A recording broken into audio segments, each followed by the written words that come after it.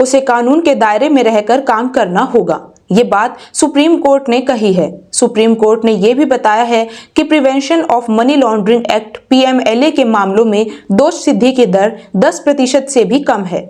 Justice Bhuiyan ने इस बात पर जोर दिया है कि अदालत लोगों की स्वतंत्रता के साथ साथ ईडी की छवि को लेकर भी चिंतित है। ये टिप्पणी जस्टिस सूर्यकांत, जस्टिस उज्जवल भुइयां और जस्टिस एनके सिंह की पीठ ने विजय मदन लाल चौधरी के मामले में 2022 के फैसले के खिलाफ दायर पुनर्विचार याचिकाओं पर सुनवाई के दौरान की। सुप्रीम कोर्ट में एसवी राजू की दलीलें। लाइव लो की रिपोर्ट के अनुसार सुनवाई के दौरान अतिरिक्त solicitor general ASG SV Raju ने दलील की कि ईडी किसी आरोपी को प्रवर्तन मामला सूचना रिपोर्ट ईसीआई की कॉपी देने के लिए बाध्य नहीं है। एसीजी ने कहा कि जांच अधिकारियों को इसलिए भी मुश्किल होती है क्योंकि मुख्य आरोपी अक्सर आइलैंड जैसे देशों में भाग जाते हैं, जिससे जांच में बाधा आती है।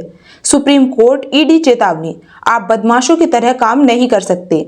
एएसजी राजू ने कहा कि धूर्त के पास बहुत संसाधन होते हैं, जबकि जांच अधिकारियों के पास इतने संसाधन नहीं होते।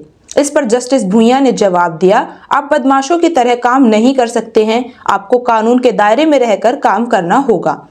मैंने अदालत की कार्यवाही में देखा है कि आपसे करीब 5000 ईसीआईआर दर्ज की हैं, लेकिन दोष सिद्धि की दर 10% से भी कम है। इसलिए हम अपनी जांच और गवाहों को बेहतर बनाने पर जोर देते हैं। हम लोगों की आज़ादी की बात कर रहे हैं, हमें ईडी की छवि की भी चिंता है। अगर 5 से 6 साल की न्यायिक हिरासत के बाद लोग बरी हो जाते हैं तो इसकी कीमत कौन चुकाएगा। हालांकि एएसजी राजू ने कहा कि पीएमएलए मामलों में बरी होने की दर बहुत कम है।